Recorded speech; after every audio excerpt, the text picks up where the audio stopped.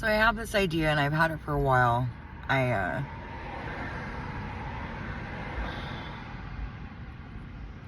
not even sure I really want to talk about it. And like most videos that I do, I really don't want to talk about it. And at the same time, I feel like I should. Excuse me. So I have an idea for... Lord, I don't want to do this. Ugh. I don't want to talk about it. I don't... Okay.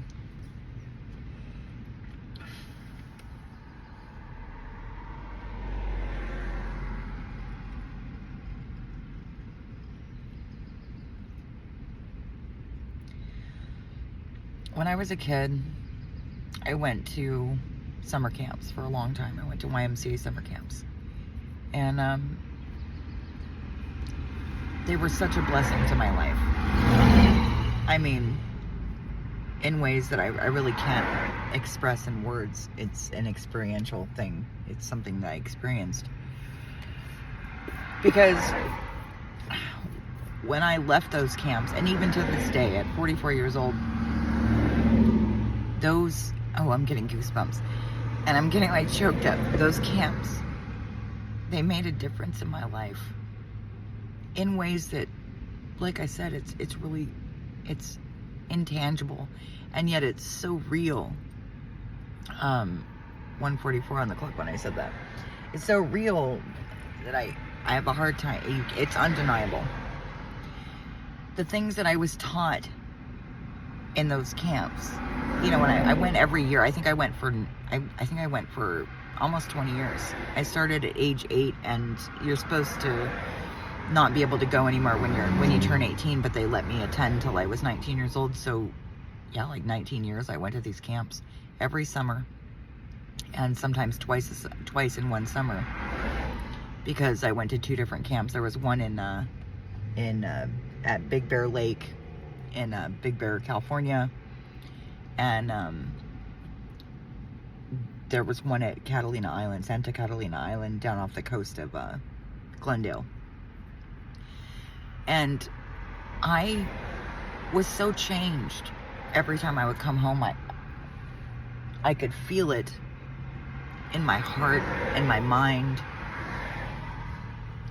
These were special places, and I really genuinely believe, and I know, I don't believe it. I don't, it's not so much I believe or faith, I know that the reason these camps made such a difference in my life was because of the Holy Spirit was present in the people and the place. It wasn't just the people, it was the place.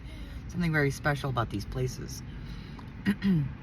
So I started getting downloads a while ago about starting and with a group of people, maybe starting on my own. I don't know how to do it all. I don't know how yet. I just know that it's supposed to be done, that I'm supposed to do this. And doing starts with talking sometimes, not always, but in this case, I'm sure it would start with speaking. Please stop that. You start licking and then you start biting, and I don't want you to bite your bed. I don't want you to eat and chew on your bed. I don't want you to do it. Thank you.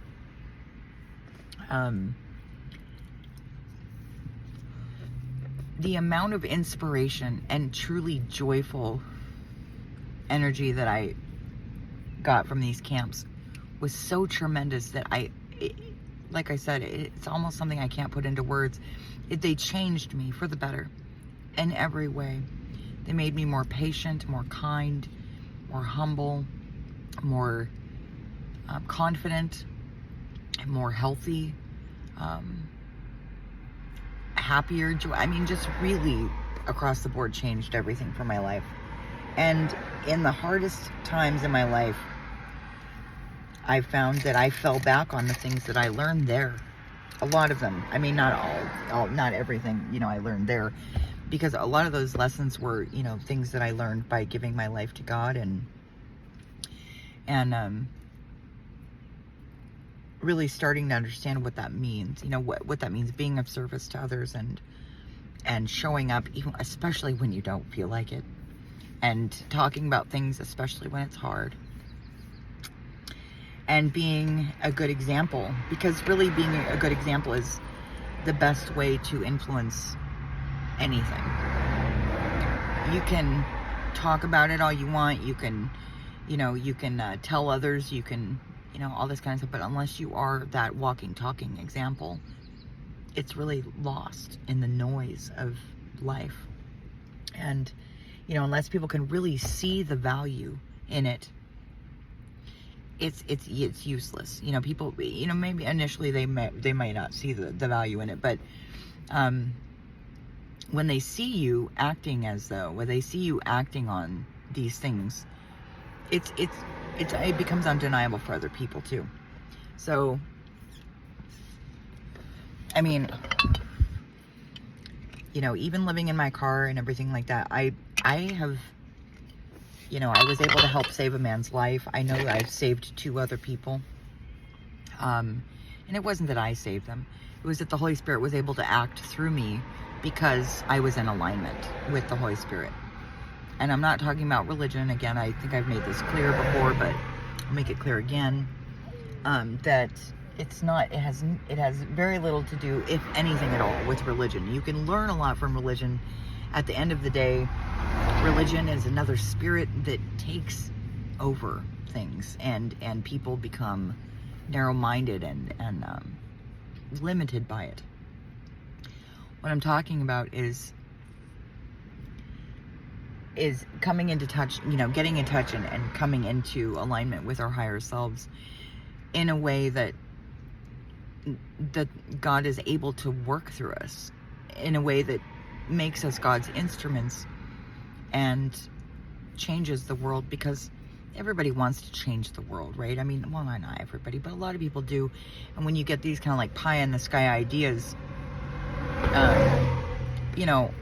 it can seem bigger than what we feel like we can accomplish. Thank you, Holy Spirit. It feels like something bigger than what we feel like we can accomplish, because our day-to-day lives become kind of drudgery, and I think we all fall into that part of the matrix at times where, we feel very limited. We feel, disempowered. We start to feel this like weight on us, and it's something that can really frustrate and negate all of the other things that we've done for ourselves, for one another. Because when we start to allow that weight on us, and when we start to feel heavy, and we allow it to be like that and stay that way. It's one thing to feel that way for a short time, but when you feel that way, we stagnate terribly. And like, it's happened to me, obviously. So these camps made such a difference in my life. And, albeit, yes, I was a child, and I don't think I would want to do this for children, but for all people, really. But mostly for adults, I think it would be geared towards adults, because a lot of the things that I would talk about, and have to teach are things that adults seem to have forgotten. And I know there's a lot of like high-end kind of hoity-toity, retreats that are really based around these like new age beliefs, and that's all fine. And I mean, a lot of the things that, a lot of the methods that I would employ might seem like new age. However, they're based on ancient knowledge that has been around for a very long time, and then fundamentally based, at least loosely, around the structure of Christianity, which is, putting God first and foremost in our lives. Because when we do that, when we're in alignment with God, the prayers that other people say for us can actually be fulfilled. Without that alignment, you can pray all day long. You can pray for years for somebody, and it will make no difference, because they're simply not on the path that anything can be done. Does that make sense? Unless you're in alignment with something. I mean, it's like, wanting to go to Disneyland, and wanting to go so bad. You want to go so badly. You want to go to Disneyland. You want to go to Disneyland. You want to go to Disneyland, and it's Disneyland all day and all night long. But unless you get in your car and point it in the right direction and, you know, tap in the GPS coordinates and you know where the fuck you're going, you're never going to get there. It's never going to happen. That's what I'm saying about being in alignment. When you're not in alignment, it literally can't happen. And I've been wondering for a while, you know, how to approach this idea, how to get funding for it, how to start it. And the truth is, I have no fucking clue. I don't know. Is the God's honest truth? I don't know. What I do know is that I can make sure that I'm in alignment, mind, body, spirit, and my heart. Excuse me. And by doing that, excuse me. I ate a salad, me burpee. I can make sure that at least I'm in the car with the right GPS coordinates, you know, to go to Disneyland. So, you know, because, you know, without that alignment, it's never going to happen. So I've had this idea for a long time, and Santa Barbara is a really beautiful place. I love it here. It's a very special place. Like there's a lot of like loss of like, Bella, I see you and you just knock it off. Meow. Bella. Thank you. I see a lot of like loss of reality, and I see it from both ends of the spectrum. I see it from, you know, the people who are really wealthy, and I see it from the people who are really poor and they've just lost hope. And there's this spirit of stagnation in people's lives. And I don't know that everybody would recognize it for exactly what it is. It doesn't change the fact that that's what it is, though. There are a couple places in Santa Barbara, and it doesn't have to be here. It doesn't have to be based here, because, you know, it doesn't have to be based here. But I was thinking, you know, if I did start it here, you know, where would I do it, and how would I do it, and how would I propose this idea to the city, and, you know, that kind of thing.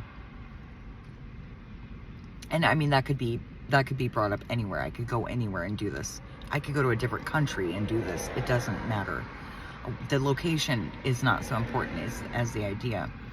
But, you know, a place where, and it's not just a retreat where people can go, and I mean, very much that's like what church is to me, is people go once a week or twice a week or whatever, you know, or they go to their Bible studies, whatever it is.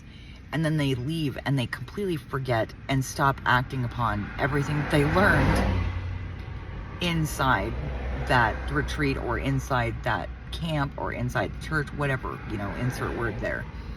And so this would be something that, you know, you check up on your clients. This is not, you know, it's not something you just do and then leave, and 13:14 on the clock when I said that.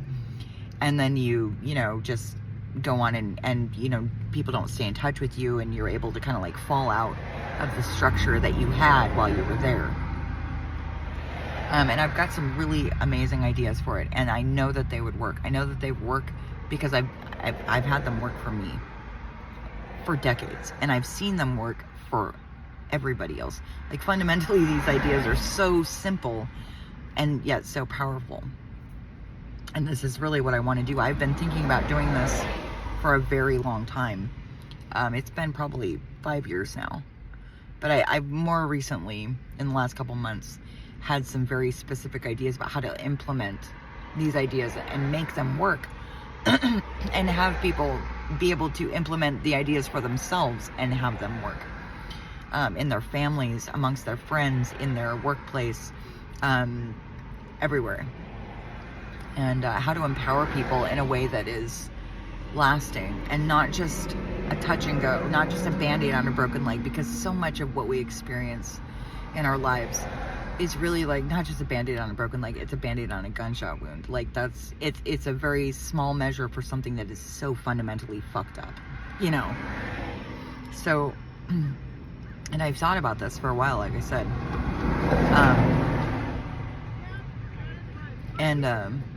I mean, I see people of all walks of life, especially here in Santa Barbara, because there's such a diversity of all kinds of people, international, you know, people from out of the country, domestic. I mean, there's all kinds of people here.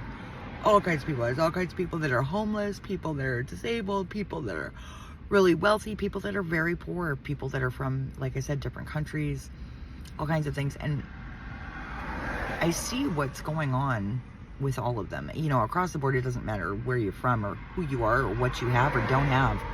I see the issues that people are facing.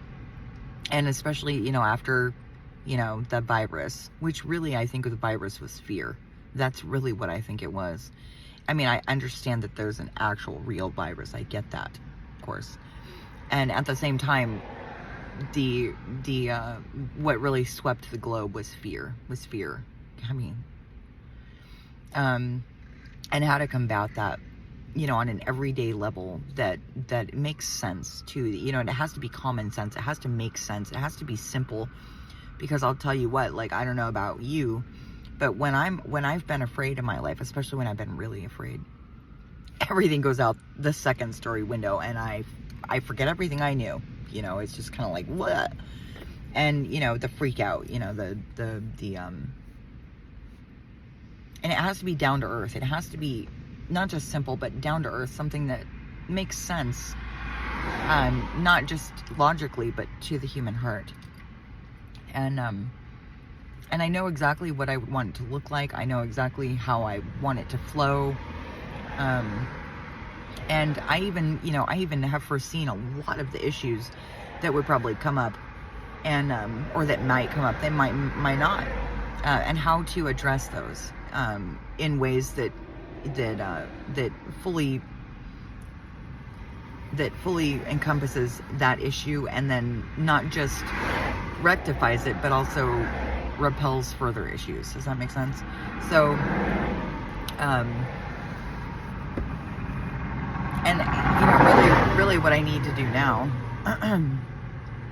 to take this further is find a location and just start it and feed people, you know, like do a summer camp for the soul, because people really need it. I'm seeing a lot of people that are getting stuck in different caveats of the matrix that are so hard to get out of unless you know what you're doing, unless you have some kind of, you know, experience with that.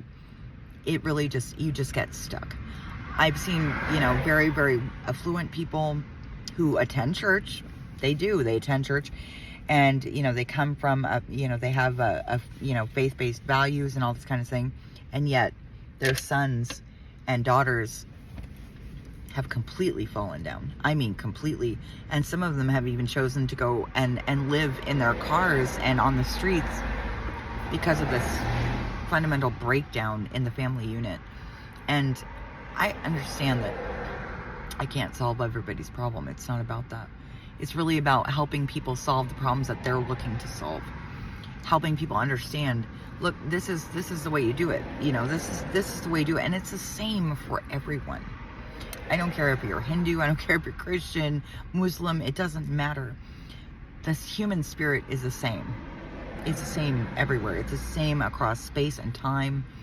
And that's undeniable.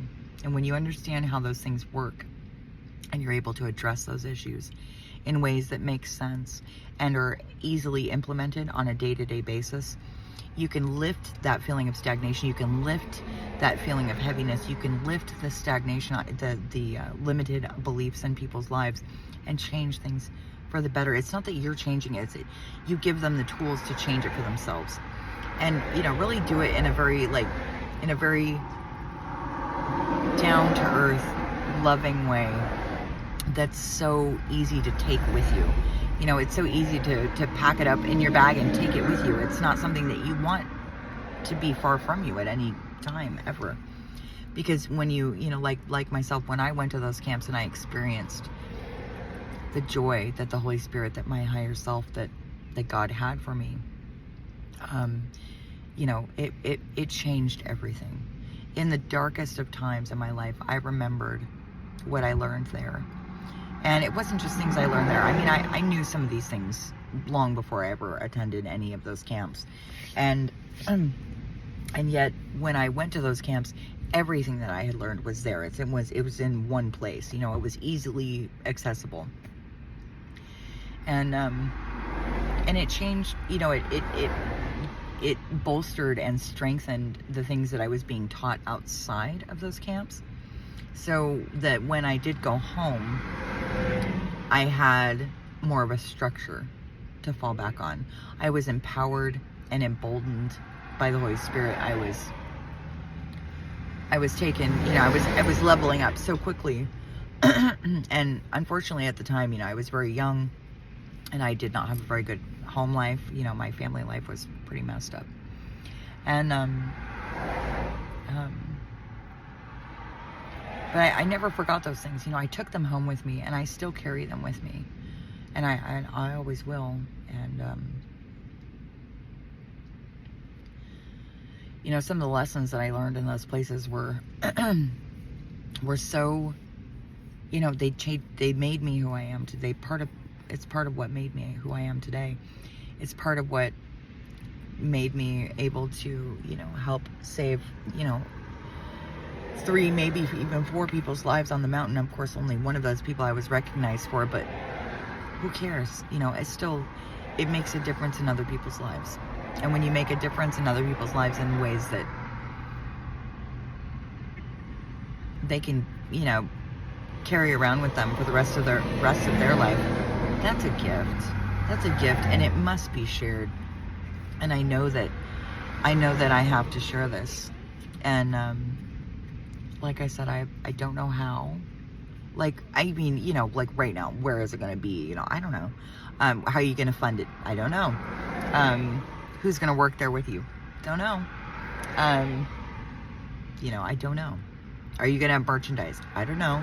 How are you going to feed people while they're there? I don't know. You know, like all these kinds of things, I don't know.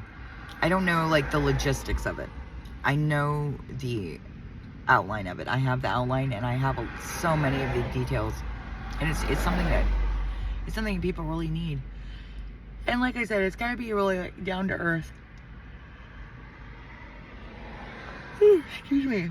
Very simple, easy to understand, and like I said, easily implemented on a day-to-day basis. Because when things are not simple, the thing about simplicity is it's not always easy. But when you make things simple, the beauty of simplicity is that under stress, like I said before, you know, under stress or fear, which is stress, we tend to throw out everything that we knew. And in doing so, we do ourselves and the people who have gone out of their way to teach us things a disservice, because we're not able to continue on the path that we started because we're scared, we're stressed, we're tired, you know, stagnation, I mean, whatever it is for you. And all those lessons just go right out the window, you know, the second story window often. So to keep it simple, to make it really down to earth, you know, not something extravagantly, you know, because none of that's needed. It doesn't need to be some luxury resort. You know, it doesn't need to be any of that. Something that can 2, 3, 4, 5 on the clock when I said that. Something that can be reached without struggle. Something that can be reached while you're stressed out. Something that can be reached when you're totally scared, and not easily forgotten. And I found that for me, I know what those things are for me. And it works across the board. It works every single time. I mean, not to say that sometimes I don't fall down a little bit. The point is that I'm able to get back up quickly and efficiently and effectively every single time. And I'm able to forgive myself for those lapses in my judgment or lapses in my heart space, you know, whatever it is, I'm able to get back up from that, you know, quickly and effectively, so I'm not wasting time. I find that that's, you know, has been one of the frustrations in my life, was feeling like I was wasting time. And a lot of issues can be resolved and or just, you know, completely sidestepped when when we're not banging our heads against the wall with the daily things, because it's the big things, but it's also the daily grind of things. And I don't mean just work and everything. I mean just like, you know, relationships with people that have this one, like maybe it's a great relationship except for this one thing, you know, or maybe there's 2 or 3 things that just annoy the fuck out of you about this one relationship you have. Maybe it's your wife, maybe it's your husband, maybe it's your sister or your brother or your kid. I don't know. Maybe they're not a kid anymore. Maybe they're an adult and you just can't get this one thing through to them. That's where I know that I have gifts, is to make those breakthroughs and to not just make them in that moment, but to make it stick, you know, to really make it work, not just day to day, but in the, you know, and in the big area, not just in the big areas, but in the day to day, how to implement that in the day to day struggle that we all face. So, you know, how to have people like remember the magic and things, you know, and something that they can stick in their pocket and take back home with them, you know, not something that they can just only experience while they're there with me. I've done this before. I've done it across many different platforms, not online platforms, but I worked through Mental Health Association for a while, with both parents and their children, in facilitating dual diagnosis support groups. People would have me in there. I mean, it was supposed to be like a half an hour, you know, it was supposed to be like, you know, an hour long, you know, speaking engagement, and then, you know, maybe half an hour of Q&A. And we'd be all sitting there for 3 hours. And even at the end of 3 hours, they could not get enough of asking me questions. So, and I'm deeply passionate about helping other people. Because truthfully, if we don't help one another, I don't know who the fuck's gonna help us. I mean, you know, there are ways to, you know, reach divine assistance, or to have, you know, to get in alignment so that divine assistance can reach us.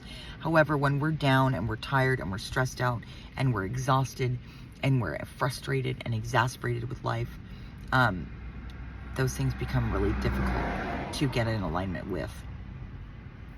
And it's disheartening to see the human race struggle so badly, struggle so hard with things that are so easy. Not easy, excuse me, simple. Excuse me. Excuse me. So, excuse me. When you see the fundamental struggle with things, and I know other people see it too, I just think that they're not able to address it as well. They're not as relatable. They're not as easygoing. They don't really have their heart space open, maybe. And none of these are criticisms. It just simply is what I see. And a lot of things, you know, I saw a lot of people do this at the summer camps I went to. They would take those things and then they would go home to their abusive families or whatever it was, or their school. Maybe they had, you know, maybe they got picked on in school, you know, and they were getting abused at school, and, you know, because bullying is abuse. And all of those lessons would go flying out the window. So, you know, how do we keep that going in a way that's, you know, that's empowering, not just at that time, but throughout their lives? You know, how do we give people, you know, ideas, and how do we empower people to a way that's going to change them on a level that nobody can take from them? See, I want to give people things. I want to give people experiences and things that cannot be taken from them. You can have everything taken from you. You know, like your car, your job, your kids, even like your family, because I've lost everything. I've lost everything. And yet still fundamentally I'm the same person, and those things cannot be taken from me because they were instilled so deeply in me. Like, you can't steal my spirit.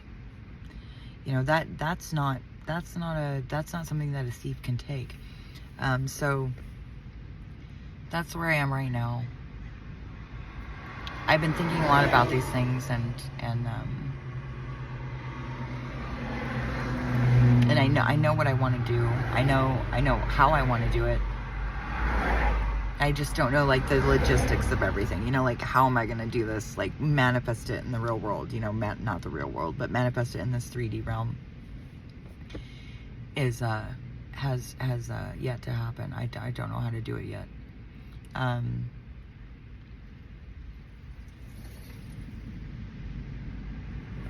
So, because honestly, if I can do what I've done, I mean, and what I've done is quite extraordinary. And nobody can take it from me. Like, not in this life or any other. Like, it can't be taken from me. It's one of those things that, you know, these lessons I've learned, they cannot be taken from me ever. Not in this life or any other. It cannot be taken. It can't be destroyed. It can't be forgotten. None of that. So how do I impart that to other people? You know, how do I teach people to stop licking your bed? I know that the next step after that is nibbling. And the next step after that is biting. Yeah, no. We're not doing that. Cool your jets. Super cute. You know, how do you give people something that can't be taken from them? Because really, you know, a lot of people are struggling and they've forgotten how to be heroes. They've forgotten how to be brave. A lot of people have forgotten how to be brave. Maybe they never knew. That it's something that they want. You know, self-reliance is a skill that can't be taken from you. And it's something that serves you throughout your entire life. And it serves the people around you too. And this is, you know, another thing I want to impart is self-reliance. You know, how do you believe in yourself to the point where nobody can take it from you?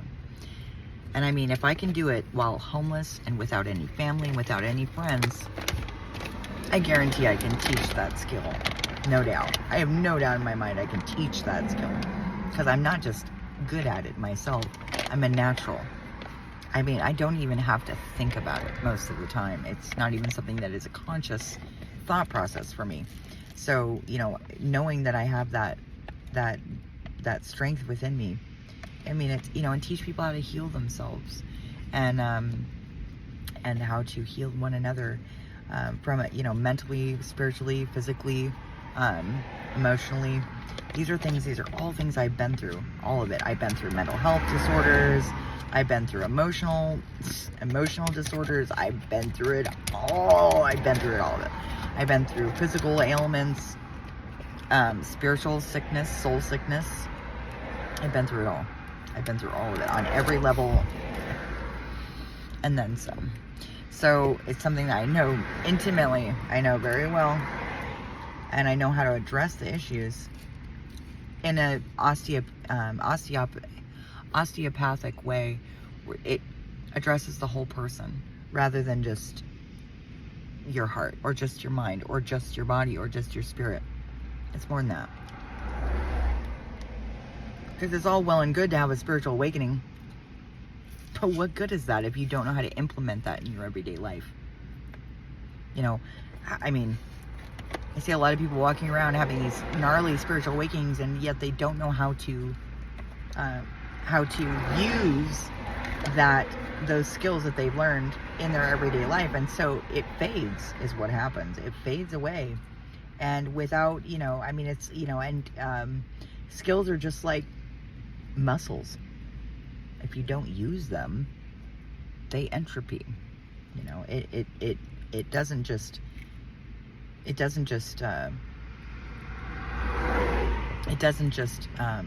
you know, become weaker, but it literally goes away. And so how do we not only take, you know, what we've learned spiritually and physically and emotionally and mentally, take that and implement it in our everyday lives, but impart it to others and make it work in a realistic 3D realm way. You know, how do we do that? And it's really quite simple.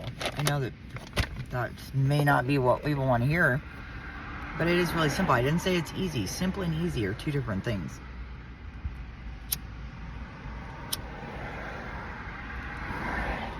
But it starts with being given the tools. If you're given the tools, it's very difficult. You know, if anybody's ever tried to hammer a nail with a screwdriver, they know how important having the right tools is. So when you're given the right tools, or at least shown where to go get them yourself, it's a lot easier to do the job that we are all here to do, which is to take care of ourselves and each other. Period. That's what we're here to do. I mean, we're stewards of the earth. There's so many things that we're just not doing.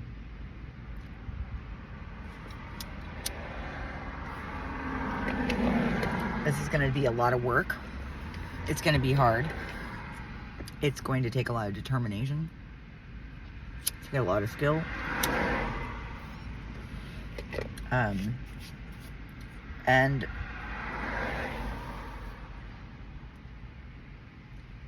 I'm really looking forward to it. Like, I can't, I love hard work. I love working hard, and I love seeing the difference in other people. I did those dual diagnosis support groups, and I had people coming up to me 10 years later. I mean, in the moment, I had no idea that what I was doing was helping anyone, really, or changing anyone's life long term. I felt like maybe I made a difference then and there, but as far as 10 years down the road, I have no idea. But I had people approaching me in grocery stores 10 years later, and clothing store, wherever I was, it didn't matter where I was, coffee shops, whatever, and telling me, I believe that you saved my daughter's life. What? It was sometimes it was just one thing I said, other times it was an idea that I gave to people, whatever it was, but it changed people's lives.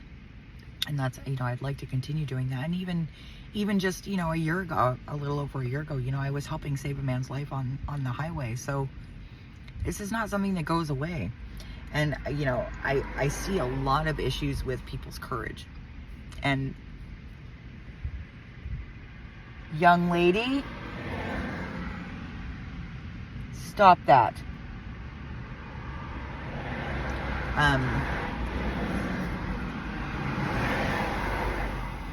Oh, don't give me that look. Are you really right now? Are you serious? Should we cuddle about it?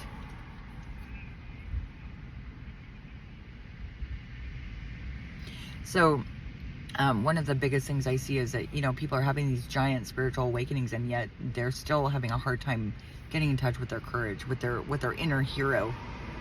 And we're all heroes. I don't know how to say that any other way. I know that may sound kind of cheesy, but it's true. You've heard stories about women that were able to, little tiny, 100-pound women that were able to lift cars because the car flipped over on their baby's stroller or something. That's real. In the moment, I think, we can do things, but a huge part of what keeps us from being heroes and what keeps us from being courageous and brave is that we overthink things. Overthinking is probably one of the worst wastes of time, energy, and effort in all of human history, is overthinking things. So, and I am just as guilty as the next person. But when I tell my stories, especially courage for women is not something that is instilled. And that is so frustrating, because women are actually very brave creatures, very brave. And, we're taught, men are heroes, men are courageous, men are brave. Bullshit. Anyone, courage and bravery is not the absence of fear. It's not that. It's being scared shitless and doing it anyway. That's what makes you a hero. That's what makes you brave. That's what carries you through the hard times. Is I'm scared to death. Every day I live in my car. Any number of things could happen to us, and yet they don't. Bad things, bad things could happen to us, and yet they don't. And I really believe the reason for that is because I'm going at it anyway. A lot of people have made comments to me like, oh, I would be so terrified to live in my car, being a single woman and all. What makes you think I haven't been scared? What makes you think that I'm not concerned about certain issues? What makes you think that I haven't stood up when I was terrified? I had a guy pull a gun on me a couple months ago up on the mountain. A scared little kid, but still, he pulled his fucking gun on me for nothing. I did nothing to him. Nothing. So I've been through all those things, and then some, and then some. I've been sacrificed by my family, and then my family turned around and abandoned me. And then after they were done abandoning me and treating me like shit and lying to me and lying about me, they all died. I'm not saying they did that on purpose, because I don't believe that. That's ridiculous. And at the same time, it left me completely alone and vulnerable in this world. And I mean, I guess it left me vulnerable in different ways, because those people were no longer around to hurt me. And those people, I was very vulnerable to them. And it hurt. You know, it hurts to have the people that are supposed to be for you hurt you. You know, the people that are supposed to be 40-41 on the clock when I said that. The people that are supposed to be there to support you are absolutely tearing you down and leaving you not just helpless, but, you know, worse than that. Wounded. Mortally wounded. You know. And not only would they not help you, but they continue lying to you and about you. So, you know, it's like pouring salt in the wound, and then lemon juice on top of that, and then, you know, let's just pour gasoline on top of her and light her on fire to, you know, to just, you know, for good measure. And that's basically what my family did to me. And still, I was able to get my shit together. You know, not drink, not do drugs, not you know, get off prescription medication. And also, like, heal my heart, heal my mind, heal my body, and very importantly, heal my spirit. Because, you know, as above, so below, really, when we don't heal our spirit is not able to heal us. The Holy Spirit, like I said in the very beginning, you know, you really want to go to Disneyland, but you don't even have a car, and you don't even know where Disneyland is, and, you know what I mean? These kinds of ideas, like, these are like baby steps to get to where we want to go. So, you know, it's got to be a safe place too. And I don't mean just safe, like, you know, you're not going to get mugged there. I mean, like, you have to know that people are not going to hurt you. And sometimes people need to be loved through their bullshit. And I get that. Sometimes you're going to get people that are so wounded, like I was, that, you know, you don't even really know how to start helping them. But a lot of, you know, a huge step to starting is to make people feel safe, is to let them know that they're not going to be ridiculed, that they're not going to be laughed at. And even if they are laughed at, it's all in good fun. It's not to harm them, and it's not because they're being ridiculed. Laughing with someone and laughing at them are very different things, and they feel different. You know, how do people take these spiritual awakenings and actually make it work for them in their life, you know, in their everyday life? Because I see a lot of people having a whole lot of spiritual awakening, and yet they don't know how to use it. They don't know how to make it work, you know, in their day-to-day. And, you know, to take these big ideas and bring them down to earth and make them work when they're on social media, makes them work when they're interacting with others on the street, make them, you know, work and interact when they're talking to their family members and in whatever else it is. So, you know, it's very important to me to have all of this mean something, to make it mean something, because it's not just going to mean something. It means something without me having to do that to make it mean anything. It means a lot, and yet it still just really means more to me than to other people at this point. So I've been writing about this a lot. And I know that it's going to make a big difference. And like I said, I still don't know how I'm going to do it all yet. Like, the logistics of it all doesn't jive quite yet. But it will. And I'll get there, because I know that I started out with just about nothing when all of this began for me. And yet here I am, and I have everything that I need in any given moment. You know, that's the way I look at it. That's the way I choose to see things. I could look at it like, oh, I'm homeless and I don't have any family and I don't have any friends. Well, my best friend is in the back seat. My family is my angels, my ancestors, my spirit guides. And, you know, God is my father and my mother and everything to me. And I have everything I need in this moment. It's a confidence, it's a self-reliance that doesn't need any humility attached to it, simply because there's no gregarious, you know, egotistical nature to it. So it doesn't need to be humbled, you know. That's a kind of empowerment that nobody can take from you. It doesn't matter, you know, your husband, your wife, your ex-husband, your ex-wife, your kids, whatever, whomever it is, they can't take that from you. You know, no matter what they do, no matter how badly you might get treated by a boss or whatever it is, whoever it is that's in your life that doesn't treat you well. Maybe it's you, maybe you don't treat yourself well. But those things need to be changed. And all of us know really what we need to change. And I mean, some things are actually like quite a mystery. Like, they were quite a mystery to me. But once I saw it, I knew how to go for it. I knew how to check those behaviors. I knew how to change those things in ways that they couldn't be changed back. You know, I knew how to switch my Rubik's Cube up so that it couldn't be messed up again. You know, I knew how to solve that puzzle. And so when you give people the tools to solve those puzzles again and again, you teach people how to heal themselves. I mean, physically heal themselves. And not just physical healing, but mentally. Your mind, like getting rid of the anxiety. Anybody who's ever had anxiety knows how exasperating and frustrating and exhausting anxiety can be.